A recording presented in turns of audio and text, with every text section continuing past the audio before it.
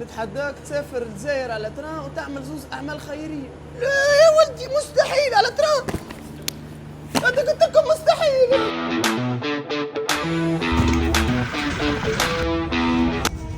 ثم نقطة متاع تفتيش لهنا قبل ما ندخل الجزائر، إجراءات لازمة. ومن بعد 13 ساعة وصلنا للجزائر.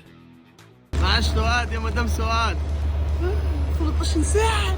وكعمل خيري أول قررت نرسم البسمة ونعطي مبلغ من المال. هاي تفضلي، هاي هذا ما فيهم فلوس.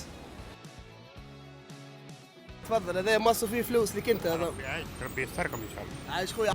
ثاني عمل خيري قررت نوزع ماكلة ومي. في وقت العالم يواجه فيه تحديات كبيرة يبقى الخير هو الرابط اللي يجمع. هاي باباي أعطوني تحدي في نطاق المعقول، وإذا فشلت في التحدي نعطي مليون صاحب التحدي. يظهر لي كل شيء واضح حقاني، وبالله قوونا شوي في التحديات. حقاني ولا مش حقاني؟ والله حقاني. حقاني ولا مش حقاني؟